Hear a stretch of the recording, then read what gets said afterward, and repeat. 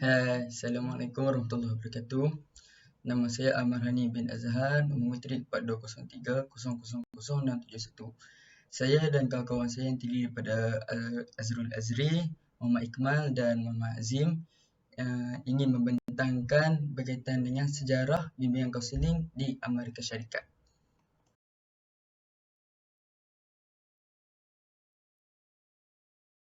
Okey, sebelum kita memulakan pembicaraan berkaitan dengan bimbingan kaunseling, kita perlu tahu apa itu kaunseling. Kaunseling ialah satu profesyen yang jelas dan nyata.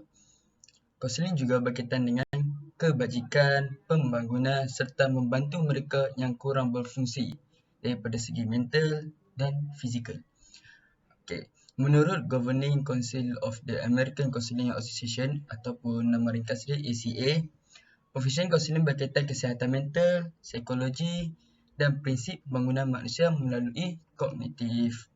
Okay, sekarang ni saya akan menceritakan sejarah bimbingan kaunseling. Bagaimana pekerjaan kaunseling ini diwujudkan. Okay, pada tahun 1800, terdapat sebuah kilang di Amerika yang terdiri daripada pekerja sosial dan pekerja miskin telah berlaku pergaduhan ataupun tidak puas hati dalam kalangan antara satu sama lain yang menyebabkan sebahagian daripada mereka ini telah mengalami gangguan mental ataupun stres. Pada waktu itu terdapat doktor sakit jiwa yang cuba menolong, iaitu dia cuba mengesan perubahan dalam rawatan sakit jiwa dengan menggunakan rawatan yang lebih berkemanusiaan. Malah masyarakat sekeliling juga membantu dengan memberikan bantuan sekiranya terdapat orang yang mengalami gangguan mental. Pada akhir abad ke-18, bermulanya pergerakan vocational bimbingan dan akhirnya pergerakan ini telah berjaya menubuhkan profesyen kaunseling. Pada waktu itu juga revolusi industri ini mula berkembang. Jadi peningkatan imigran telah berlaku dari orang daripada luar negara, daripada luar Amerika datang masuk ke Amerika dengan membawa ilmu daripada negara dia. Hal ini telah menyebabkan profesyen kaunseling ini lagi berkembang sebab diorang nak ajar pergerakan moral ini dekat masyarakat Amerika supaya hubungan dalaman dan luaran individu dekat Amerika ini berjaya diselesaikan. Sekarang ni kita pergi kepada tahun 1900. Pada tahun 1900 ini sistem vocational bimbingan kaunseling menjadi lebih sistematik. J.S. B. Davis adalah orang yang pertama membentuk program bimbingan yang sistematik di sekolah awam. Pada tahun 1907, di Grand Rapids, Michigan, sekolah sistem, beliau mencadangkan guru karangan bahasa Inggeris perlu mengajar kurikulum bimbingan supaya mencapai matlamat untuk membantu ataupun menerapkan sikap yang baik kepada murid-murid pada waktu itu. Pada tahun 1900 juga, Frank Brunson ataupun yang dikenali sebagai bapa bimbingan kaunseling berpendapat bahawa kerjasama dalam masyarakat adalah lebih penting daripada persaingan dan kasih sayang, kerana kerjasama ini dapat menggantikan ketamakan dan sakit mental dalam diri setiap masyarakat. Pada tahun 1910, permulaan satu orientasi teoretikal dan pertubuhan Perbadanan Bangsa iaitu Perbadanan Vocational Bimbingan Kebangsaan NVGA yang telah ditubuhkan pada tahun 1913. Semasa Perang Dunia Pertama, semua tentera diwajibkan untuk menjalani ujian dan latihan kaunseling. Hal ini telah berjaya merevolusikan vocational counselling dan dapat digunakan untuk menunjukkan emosi mereka yang mengganggu seseorang individu. Kejayaan large scale ini telah berkembang dan bersesuaian dalam sekolah, perniagaan, dan industri. Bismillahirrahmanirrahim. Assalamualaikum warahmatullahi taala wabarakatuh. Nama saya Muhammad Azrul Azri bin Mustafa. Jadi pada hari ini saya akan menerangkan tentang sejarah kaunseling di Amerika Syarikat daripada tahun 1920 sehingga tahun 1940. Jadi pada tahun 1920, teori pendidikan di Amerika Syarikat telah bertambah baik. Jadi ia serba sedikit telah mempengaruhi profesi kaunseling di sana.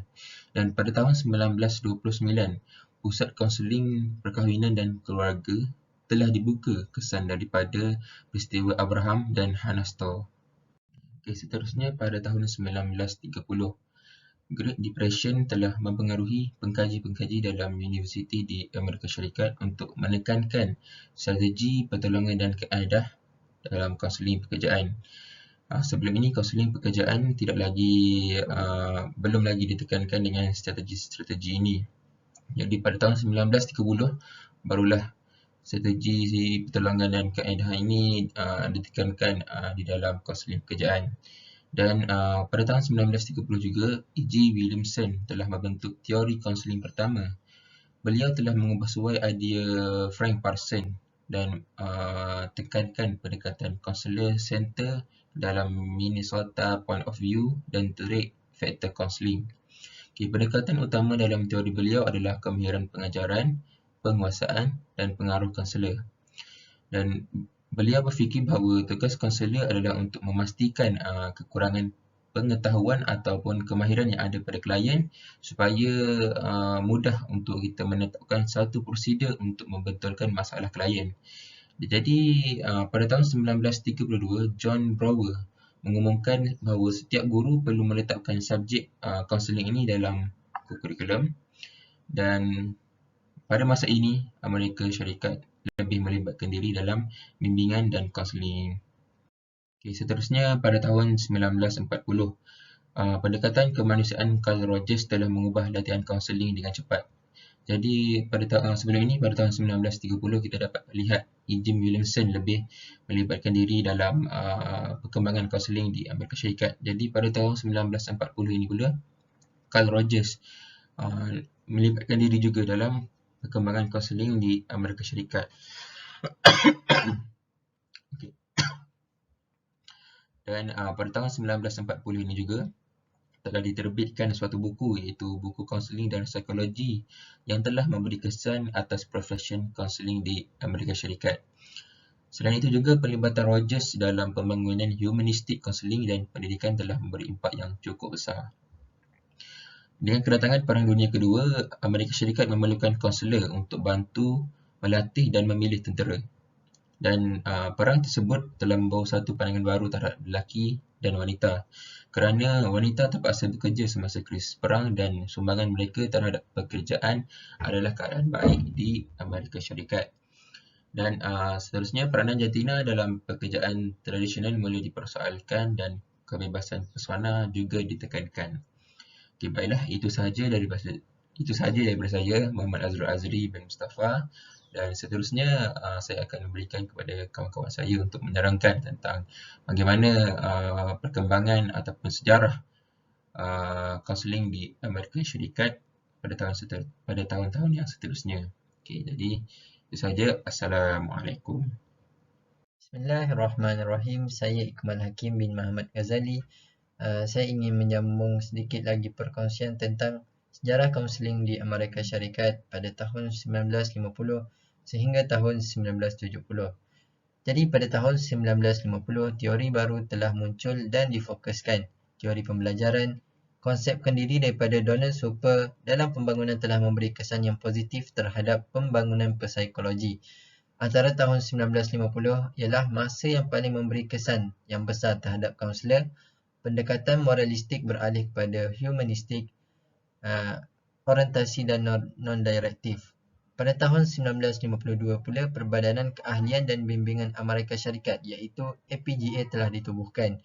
Tujuannya ialah untuk menyatukan golongan yang berminat dalam bimbingan, kaunseling dan masalah diri. APGA ini juga adalah organisasi yang menarik berbanding dengan organisasi profesion lain kerana ia tidak menguatkuasakan taraf keahlian. Jadi pada masa 1957, Soviet Union berjaya melancarkan satelit Sputnik 1. Pelancaran daripada satelit Rusian telah mendorong Kongres National Defense Education Act dalam tahun 1958. Jadi pada akhir dekad, jumlah dan kompleksiti teori berkaitan dengan kaunseling telah berkembang dengan baik. Seterusnya kita pergi kepada tahun 1960. Pada tahun antara 1960, disebabkan Perang di Vietnam, pergerakan hak sivil dan pergerakan wanita memberi kesan terhadap pembangunan psikologi. Masalah ini menyebabkan pada tahun 1963 terbentuknya Pusat Tindakan Komuniti Kesihatan Mental.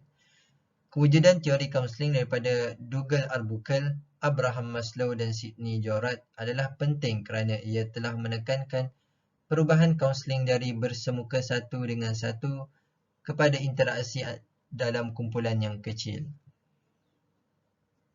Seterusnya untuk bahagian terakhir saya ialah pada tahun 1970. Dalam tahun 1970, perkembangan kaunseling luar institusi vokasional bermula dengan cepat apabila Pusat Kesihatan dan Agensi Komuniti mula mengambil kaunselor sebagai pekerja. Jadi sebelum masa 1970, kebanyakan kaunselor bekerja di setting vokasional, biasanya sekolah awam. Kepelbagaian dalam pembangunan kaunseling telah membentuk konsep kaunseling yang baru. Jadi banyak program komuniti kaunseling telah ditubuhkan dan kaunseling menjadi lebih umum dalam klinik kesihatan mental, hospital, program bantuan pekerja, hospital sakit jiwa dan pusat penyalahgunaan bahan. Seterusnya pada tahun 1976, Perbadanan Kaunseling Kesihatan Mental Amerika Syarikat ditubuhkan. Kaunselor dapat mengajar kemahiran mereka kepada guru dan pra-profesional. Jadi perkembangan program kemahiran pertolongan yang dimulakan oleh Truax dan Chakrov serta Ivey adalah untuk mengajar kemahiran asas kaunseling kepada profesional dan bukan profesional. Jadi dalam pertengahan tahun iaitu pada tahun 1983, pendidikan program kaunseling memerlukan mengambil peperiksaan lesen psikologi. Sekian daripada saya. Terima kasih.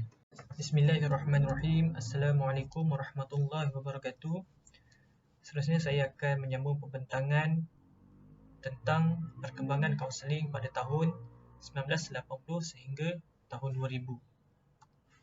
Pada awal tahun 1980, CACREP telah menstandardikasikan program pendidikan kaunselor kepada program master dan ijazah kedoktoran dalam bidang sekolah.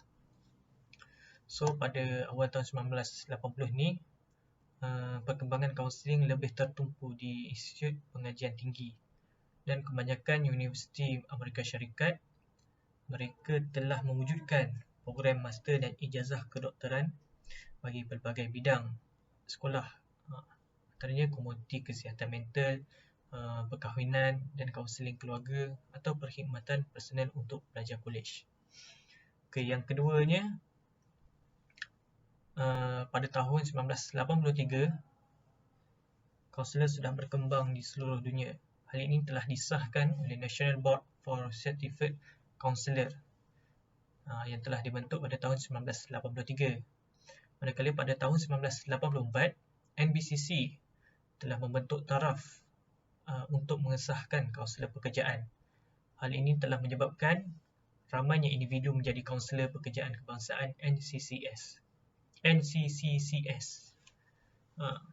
So seterusnya, pembelajaran multibudaya kaunseling dimasukkan dalam kurikulum supaya guru lebih bersikap profesional dalam mengajar pelbagai murid yang berlatar belakang yang berbeza. Seterusnya pada tahun 1990, Amerika Syarikat telah mengalami masalah krisis ekonomi. Bukan sahaja Amerika Syarikat, malahan seluruh negara mengalami krisis ekonomi. Oleh kerana itu, kaedah kaunseling yang telah menjadi satu kepentingan dalam pembangunan mental dan kesihatan terpaksa bersatu dengan Pusat Kesihatan Mental Kebangsaan di bawah Statistik Sumber Manusia. di mana pada ketika itu kaunseling diletakkan sekali pada kesihatan mental khusus seperti psikologi dan penyakit jiwa. Dan seterusnya pada tahun 2000 kaunseling dimasukkan di semua sektor pekerjaan. So masa ni semua sektor pekerjaan di Amalkan Syarikat ada unit khas kaunseling. Tak kisahlah sektor perkilangan, pekerjaan awam ataupun pekerjaan swasta, di pejabat semuanya, semua pekerjaan ada unit khas kaunseling. Okey, itu saja daripada saya.